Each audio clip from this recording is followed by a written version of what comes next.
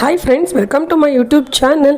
ಶನಿವಾರದ Muddu Sose episode ಏನಾಗ್ತಾ ಇದೆ ಅಂತ ನೋಡ್ಕೊಂಬರೋಣ. ಅದಕ್ಕಿಂತ ಮುಂಚೆ ನೀವು ಇನ್ನೂ ಈ ಚಾನಲ್ನ ಸಬ್ಸ್ಕ್ರೈಬ್ ಮಾಡದೆ ನೋಡ್ತಾ ಇದ್ದೀರಾ ಅಂದರೆ ದಯವಿಟ್ಟು ಸಬ್ಸ್ಕ್ರೈಬ್ ಮಾಡಿ. ನೀವು ಸಬ್ಸ್ಕ್ರೈಬ್ ಮಾಡೋದ್ರಿಂದ ನಾನು ಹಾಕೋ ಪ್ರತಿಯೊಂದು ಈ ವಿಡಿಯೋಸ್ ಕೂಡ ನೀವೇ ಮೊದಲು ನೋಡ್ಬೋದು, ನಿಮಗೆ ಫಸ್ಟ್ ನೋಟಿಫಿಕೇಷನ್ ಬರುತ್ತೆ. ಇವತ್ತಿನ ಈ ಒಂದು ಎಪಿಸೋಡ್ನಲ್ಲಿ ಇಲ್ಲಿ ವಿದ್ಯಾ ದುಡ್ಡನ್ನ ಕಳ್ಳರು ಕಿತ್ಕೊಂಡು ಹೊಂಟೋಗ್ತಾ ಇದ್ದಾರೆ.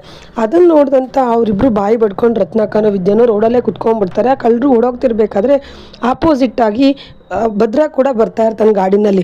ಅದನ್ನು ನೋಡಿ ಕಳ್ಳ ಇಟ್ಕೊಳ್ಳಿ ಅಂತಿರೋದು ನೋಡಿಬಿಟ್ಟು ಅವ್ರನ್ನ ಫಾಲೋ ಮಾಡ್ಕೊಂಡು ಗಾಡಿನಲ್ಲಿ ಬಂದು ಇಟ್ಕೊತಾನೆ. ಇಟ್ಕೊಂಡಾಗ ಅವರು ಬಂದು ಫೈಟ್ ಮಾಡ್ತಾರೆ ಇವನ ಜೊತೆ, ಭದ್ರಾ ಜೊತೆ ಫೈಟ್ ಮಾಡಿ ಭದ್ರಾ ಆ ಬ್ಯಾಗ್ ಏನು ಕಿತ್ಕೊಂಡಿರ್ತಾರೆ ದುಡ್ಡಿರೋ ಬ್ಯಾಗ್ನ ವಾಪಸ್ ಕಿತ್ಕೊತಾನೆ. ಅವರಿಂದ ಕಿತ್ಕೊಂಡು ಇದು ಯಾರ್ದು ಬ್ಯಾಗು ಅಂತ ಕೇಳ್ತಾನೆ. ಊರ ಜನ ಎಲ್ಲ ಹೇಳ್ತಾರೆ ಯಾವುದೋ ಒಂದು ಅಮ್ಮ ಮಗಳು ರೋಡಲ್ಲಿ ಬರ್ತಾ ಇದ್ರಪ್ಪ ಅವ್ರದ್ದು ಅಂತ ಹೇಳ್ತಾರೆ. ಅಷ್ಟರಲ್ಲಿ ವಿದ್ಯಾ ಮತ್ತು ರತ್ನ ಕೂಡ ಭದ್ರಾ ಮುಂದೆ ಬರ್ತಾರೆ. ಆವಾಗ ಭದ್ರಾ ಆ ದುಡ್ಡನ್ನ ತೊಗೊಂಡೋಗಿ ಅಲ್ವಾ ಅವ್ರ ಮುಂದೆ ಇಟ್ಕೊಂಡು, ಅಕ್ಕ ಈ ದುಡ್ಡನ್ನ ಅವ್ರಿಗೆ ಕೊಟ್ಬಿಡಿ ಅಂತ ಯಾವುದೋ ಜನಗಳಿಗೆ ಹೇಳ್ತಾನೆ.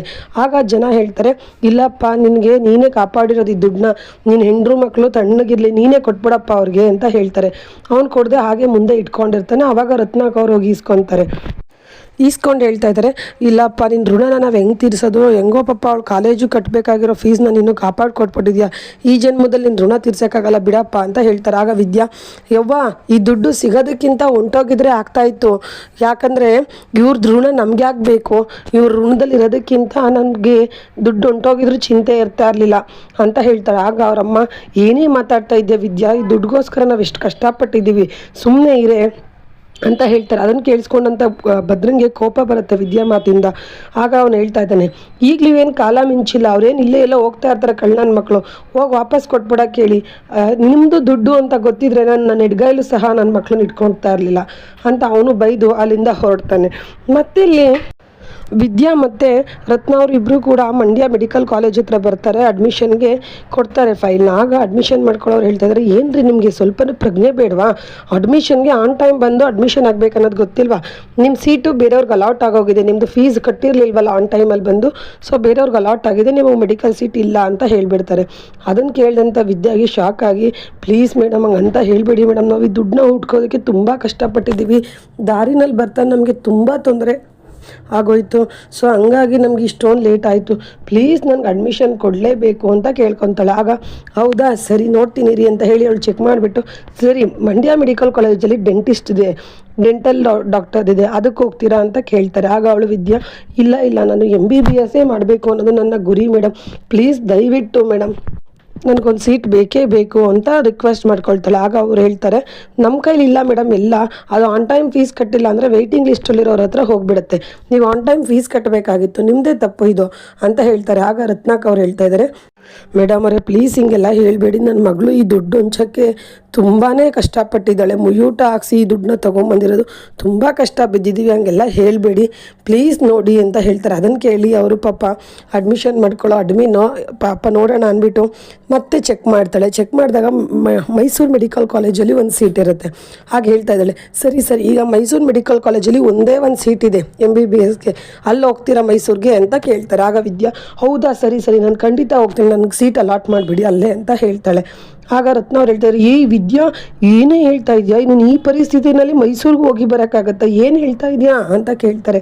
ಆಗ ವಿದ್ಯಾ ಹೇಳ್ತಾ ಇದ್ದಾಳೆ, ನೋಡವ್ವ ನಿನಗೆ ಗೊತ್ತು ನಾವು ಇಷ್ಟು ದುಡ್ಡು ಹಂಚೋದಕ್ಕೆ ಎಷ್ಟು ಕಷ್ಟ ಬಿದ್ದಿದ್ದೀವಿ ನನ್ನ ಮೆಡಿಕಲ್ಗೋಸ್ಕರ ಅಂತ, ನಾನು ಹೋಗ್ತೀನಿ ನೀನು ಸುಮ್ಮನಿರವ್ವ ಅಂತ ಹೇಳ್ತಾರೆ. ಆಗ ಅವ್ರು ಅಡ್ಮಿಷನ್ ಮಾಡ್ಕೊಳ್ಳೋರು ಕೇಳ್ತಾ ಇದ್ದಾರೆ, ನೀವು ಫೈನಲ್ ಮಾಡಿ ನನಗೆ ಹೇಳಬೇಕು ಇವಾಗ ಯಾವುದಕ್ಕೂ, ಅಡ್ಮಿಷನ್ ಮಾಡಿ ಅಂದರೆ ಮಾಡಿಬಿಡ್ತೀನಿ, ಇಲ್ಲ ಅಂದರೆ ನೀವು ಮತ್ತೆ ದುಡ್ಡು ವಾಪಸ್ ಕೊಡೋಕ್ಕಾಗಲ್ಲ ಅಡ್ಮಿಷನ್ ಆದಮೇಲೆ ಅಂತ ಹೇಳ್ತಾರೆ. ಆಗ ಸರಿ ಮಾಡಿ ಅಂತ ಹೇಳಿ ಇಲ್ಲಿ ವಿದ್ಯಾ ಅಡ್ಮಿಷನ್ನ ತೊಗೊತಾಳೆ MBBSಗೆ. ಮತ್ತಿಲ್ಲಿ ಸಾವಿತ್ರಿ ಹತ್ರ ರೌಡಿಗಳು ಬಂದು, ಅಕ್ಕ ಹಿಂಗೆ ಅಕ್ಕ ಭದ್ರಾ ಬಂದು ಮಧ್ಯದಲ್ಲಿ ಕಿತ್ಕೊಂಡು ಹೊಂಟೋದ ದುಡ್ಡನ್ನ ನಾವು ಕಿತ್ಕೊಂಡು ಬರ್ತಾ ಇದ್ವಿ ಅಂತ ಹೇಳ್ತಾರೆ. ಆಗ ಸಾವಿತ್ರಿ, ಅಯ್ಯೋ ನನ್ನ ಮಕ್ಕಳ ಇದೆಲ್ಲ ಜುಜುಬಿ ಕೆಲಸ ಅಂತ ಹೇಳ್ತಾ ಇದ್ರಿ, ಇವಾಗ ಬಂದು ಕಿತ್ಕೊಂಡು ಹೊಂಟೋದ ಅಂತ ಹೇಳ್ತಿರಲ್ಲ, ನಾಚಿಕೆ ಆಗಲ್ವಾ, ನೀವೇನೇ ಇದ್ರು ಬರೀ ಹೆಂಗಸ್ರು ಮುಂದೆ ಬಡಾಯಿ ಕುಚ್ಕೊಳ್ಳೋಕೆ ಅಷ್ಟೇ ಲಾಯಕ್ಕು ಅಂತ ನನ್ನ ಮಕ್ಕಳ, ಹೋಗಿ ಕಣ್ಣು ಕಾಣಿಸ್ದಂಗೆ ಇಲ್ಲಿಂದ ಹೊಂಟೋಗಿ ಸ್ವಲ್ಪ ದಿನ ತಲೆ ಮರೆಸ್ಕೊಳ್ಳಿ, ಭದ್ರಂಗೇನಾದರೂ ನೀವೇ ಅಂತ ಗೊತ್ತಾದರೆ ನಿಮ್ಮನ್ನು ಕೈ ಕಾಲು ಮುರಿದು ಬಿಡ್ತಾನೆ ಅಂತ ಹೇಳ್ತಾಳೆ. ಆಗ ಅವರು, ಭದ್ರಂಗೆ ನಾವು ಅಂತ ಗೊತ್ತಿಲ್ಲ ಅಕ್ಕ, ನಾವೆಲ್ಲ ಮುಖ ಮುಚ್ಕೊಂಡ್ಬಿಟ್ಟಿದ್ವಲ್ಲ ಗೊತ್ತಿಲ್ಲ ಅಂತ ಹೇಳ್ಬಿಟ್ಟು ಅಲ್ಲಿಂದ ಹೊರಡ್ತಾರೆ. ಇಲ್ಲಿ ವಿನಂತಿ ಬೈತಾ ಇದ್ದಾಳೆ ಸಾವಿತ್ರಿಗೆ, ನೀನು ಮಾಡೋದೆಲ್ಲ ಇಂಥದೇ ಕೆಲಸ ಕಣೆ ಸಾವಿತ್ರಿ, ನಾನು ಹೇಳಿದೆ ಅವರು ಕೊಡಬೇಕಾದ್ರೆ ಅವರು ಕೊಡಬೇಡ ಕೆಲಸನ ಅವ್ರು ಮಾಡಲ್ಲ ಅಂತ. ನೀನೇ ನಮ್ಮ ಹಳೆ ಸಂಬಂಧಿ ಇದ್ರಲ್ಲೆಲ್ಲ ಎಕ್ಸ್ಪರ್ಟು ಹಂಗೆ ಹಿಂಗೆ ಅಂದ್ಕೊಂಡು ಕೊಟ್ಟೆ. ಕೊನೆಗೆ ಆ ಹೀರೋ ಭದ್ರಾ ಬಂದುಬಿಟ್ಟು ಹೀರೋಯಿನ್ ದುಡ್ಡನ್ನ ಕಾಪಾಡಿ ಕೊಟ್ಬಿಟ್ಟ. ಹೀರೋಯಿನ್ ಹೋಗಿ ಮೆಡಿಕಲ್ ಸೀಟ್ಗಲ್ಲಿ ಅಡ್ಮಿಷನ್ನು ಆಗ್ಬಿಟ್ಲು. ಈಗ ಹೀರೋಯಿನ್ಗೆ ಅವನ ಮೇಲೆ ಪ್ರೀತಿ ಬರೋದ್ರಲ್ಲಿ ತಪ್ಪೇನೂ ಇಲ್ಲ ಬಿಡು ಅಂತ ಇವಳು ಕೂಡ ಬೈದು ವಿನಂತಿ ಅವ್ರ ಅಮ್ಮಂಗೆ ಅಲ್ಲಿಂದ ಹೊರಡ್ತಾಳೆ. ಆಗ ಸಾವಿತ್ರಿ ಇವಳು ಏನು ಎಲ್ಲದಕ್ಕೂ ನನಗೆ ಬೈತಾಳೆ ತು ಅಂತ ಅಂದ್ಬಿಟ್ಟು ಅವಳು ಸುಮ್ಮನೆ ಆಗ್ತಾಳೆ. ಮತ್ತಿಲ್ಲಿ ವಿದ್ಯಾ ಮತ್ತು ರತ್ನ ಅವರು ಅಡ್ಮಿಷನ್ ಮಾಡಿ ಆಚೆ ಬಂದು ರತ್ನ ಅವ್ರು ಹೇಳ್ತಾ ಇದ್ದಾರೆ, ಏನವ್ವ ಒಂದು ಸೀಟ್ ತೊಗೊಳಕ್ಕೆ ಎಷ್ಟೆಲ್ಲ ಕಷ್ಟಪಡಬೇಕು, ಇಷ್ಟೆಲ್ಲ ಕಷ್ಟ ಎದುರು ನಿಲ್ಲಿಸಿ ನೀನು ಹಠಾಚಲದಿಂದ ಈ ಸೀಟ್ ತೊಗೊಂಬಿಟ್ಟೆ ಬಿಡವ, ನಿನ್ನ ಕನಸನ್ನ ನನಸು ಮಾಡ್ಕೊಳಕ್ಕೆ ತುಂಬ ಕಷ್ಟಪಟ್ಟೆ ಅಂತ ಹೇಳ್ತಾರೆ. ಆಗ ವಿದ್ಯಾ ಹಂಗೇನಿಲ್ಲ ಕಣವ್ವ, ನನ್ನ ಈ ಕನಸು ನನಸಾಗಬೇಕು ಅಂತಂದರೆ ನನ್ನ ಈ ಪಯಣದಲ್ಲಿ ತುಂಬ ಜನ ಇದ್ದಾರೆ, ಅದರಲ್ಲಿ ಮೊದಲನೇವಳು ನೀನೇ ಅವ್ವ, ನೀನೇ ನನಗೆ ರೆಕ್ಕೆ ಕಟ್ಟಿ ಹಾರಕ್ಕೆ ಹೆಲ್ಪ್ ಮಾಡಿದ್ದು, ತುಂಬ ನನಗೆ ಧನ್ಯವಾದ ಹೇಳಬೇಕು ಅನ್ನಿಸ್ತಾ ಇದೆಯವ್ವ ಅಂತ ಹೇಳ್ತಾರೆ. ಆಗದ ರತ್ನ ಅವರು ಹಂಗೆಲ್ಲ ಯಾಕಂತೀಯ ವಿದ್ಯಾ, ನಿನ್ನ ಕನಸು ಬೇಗ ನನಸಾಗಿ ನೀನು ಡಾಕ್ಟ್ರಾಗು, ನಡಿ ಮನೆಗೆ ಹೋಗು ಮಟ್ಟಿಗೆ ಅಂತ ಹೇಳಿ ಮನೆಗೆ ಬರ್ತಾರೆ. ಮನೆಗೆ ಬಂದಾಗ ಅಲ್ಲಿ ಎಲ್ಲ ಕಾಯ್ತಾ ಇರ್ತಾರೆ. ಕ್ವಾಟ್ಲೆ ಅಜ್ಜಮ್ಮ ಸರು ಎಲ್ಲರೂ ಕೂತಿರ್ತಾರೆ. ಆವಾಗ ಅಜ್ಜಮ್ಮ ಹೇಳ್ತಿದ್ದಾರೆ, ಯಾಕ್ರೆ ಇತ್ತಿಂದ ಹೋಗುವಾಗ ಖುಷಿಯಾಗಿ ಹೋದ್ರಿ, ಈಗ ಹತ್ತಿನ ಬರೋಷ್ಟೊಳಗೆ ಯಾಕೆ ಡಲ್ಲಾಗಿ ಹೋಗಿದ್ರಲ್ಲ, ಮುಖ ಎಲ್ಲ ಬಾಡೋಗೈತಲ್ಲ, ಯಾಕೆ ಏನಾಯಿತು ಅಂತ ಕೇಳ್ತಾರೆ. ಆಗ ರತ್ನ ಅವ್ರು ಹೇಳ್ತಿದ್ದಾರೆ, ಅಯ್ಯೋ ಅತ್ತೆ ಸುಮ್ಮನಿರಿ, ಇವತ್ತು ಆ ಭದ್ರಾ ಬಂದಿಲ್ಲ ಅಂತ ಅಂದಿದ್ರೆ ನಮ್ಮ ಅಳಿಯಂದ್ರು ನಾವು ಇವತ್ತು ಕಾಲೇಜ್ ಅಡ್ಮಿಷನ್ನು ಮಾಡೋಕ್ಕಾಗ್ತಾ ಇರಲಿಲ್ಲ, ಏನೂ ಮಾಡೋಕ್ಕಾಗ್ತಾ ಇರಲಿಲ್ಲ, ಅಂಥ ಪರಿಸ್ಥಿತಿ ಬಂದಿತ್ತು ನಮಗೆ. ಇವತ್ತು ನಾವು ಹೋಗ್ಬೇಕಾದ್ರೆ ದಾರಿನಲ್ಲಿ ಯಾರೋ ಒಂದಷ್ಟು ಜನ ಕಳ್ಳರು ಬಂದು ನಮ್ಮ ದುಡ್ಡಿರೋ ಬ್ಯಾಗ್ನ ಕಿತ್ಕೊಂಡು ಹೊಡೋಗ್ತಾಯಿದ್ರು. ಆಗ ಅಳಿಯಂದ್ರು ದೇವ್ರ ಥರ ಬಂದು ಆ ದುಡ್ಡನ್ನ ಈಸ್ಕೊಟ್ರು. ಅದರಿಂದಾಗಿ ಇವತ್ತು ವಿದ್ಯಾದು ಕಾಲೇಜ್ ಅಡ್ಮಿಷನ್ ಆಯಿತು ಕಣತ್ತೆ ಅಂತ ಹೇಳ್ತಾರೆ. ಅಯ್ಯೋ ಪಾಪ ಪುಣ್ಯಾತ್ಮ ಅಂತ ಅಜ್ಜಿ ಹೇಳ್ತಾರೆ. ಆಗ ವಿದ್ಯಾ, ಅಜ್ಜಮ್ಮ ಅದು ನಮ್ಮ ಆಸೆಯಂತೆ ನಮಗೆ ಮಂಡ್ಯದಲ್ಲಿ ಮೆಡಿಕಲ್ ಸೀಟ್ ಸಿಗಲಿಲ್ಲ, ನಾವು ಹೋಗೋಷ್ಟೊಳಗಡೆ ಬೇರೆಯವ್ರು ತೊಗೊಂಡ್ಬಿಟ್ಟಿದ್ರು ಆ ಸೀಟ್ನ, ಅದಕ್ಕೆ ಅಂತ ಹೇಳ್ತಾರೆ. ಆಗ ಕ್ವಾಟ್ಲೆ ಕೇಳ್ತಾ ಇದ್ದಾನೆ, ಯಾಕೆ ಅದಕ್ಕಮ್ಮ ಬೇರೆಯವರು ಕೊಟ್ಬಿಟ್ರು, ನೀವು ಸಂದಾಗಿ ಎಕ್ಸಾಮ್ ಬರೆದು ಪರೀಕ್ಷೆಯಲ್ಲಿ ಫಸ್ಟ್ ರ್ಯಾಂಕ್ ಬಂದಿದ್ರೆ ನಿಮಗೆ ತಾನೇ ಫಸ್ಟ್ ಸೀಟ್ ಕೊಡಬೇಕು ಅಂತ ಕೇಳ್ತಾನೆ. ಆಗ ವಿದ್ಯಾ ಅವರು, ನನಗೆ ಕೊಡಬೇಕಾಗಿತ್ತು, ನಾವು ಹಿಂಗೆ ದುಡ್ಡು ತೊಗೊಂಡೋಗೋದು ಲೇಟ್ ಆಯ್ತಲ್ಲ, ಹಂಗಾಗಿ ಬೇರೆಯವ್ರಿಗೆ ಅಡ್ಮಿಷನ್ ಕೊಟ್ಬಿಟ್ರು, ನನಗೆ ಇವಾಗ MBBS ಸೀಟು ಮೈಸೂರಲ್ಲಿ ಸಿಕ್ಕೈತೆ, ಅದೇ ಒಂಚೂರು ಬೇಜಾರು ಅಷ್ಟೇ ಅಂತ ಹೀಗೆ ಮಾತಾಡ್ತಿರ್ತಾರೆ. ಆವಾಗ ಸರು ಹೇಳ್ತಾಳೆ, ಓಹೋ ಹಂಗಾದ್ರೆ ಅಕ್ಕ ಹೆಂಗೆ ಮೆಡಿಕಲ್ MBBS ಓದ್ತೀನಿ ಅಂತಂದ್ರು, ಅಲ್ಲಿ ಭದ್ರಮ್ಮ ಒಂದೇ ಅರ್ಧ ಕಾರಣ. ಆವತ್ತು ಬೆಂಗಳೂರಲ್ಲಿ CET ಬರೆಯೋಕ್ಕೆ ಹೋಗಬೇಕು ಅಂತ ಅಂದಾಗಲೂ ಕಷ್ಟ ಬಿದ್ದು ಬೆಂಗಳೂರಿಗೆ ಕರ್ಕೊಂಡೋಗಿದ್ದು ಮಾವನೇ. ಅದಾದಮೇಲೆ MBBS ಮಾಡಿಸ್ಬೇಕು ಅನ್ನೋ ಆಸೆ ಹುಟ್ಟಿದ್ದು ಅಲ್ಲಿಂದನೇ.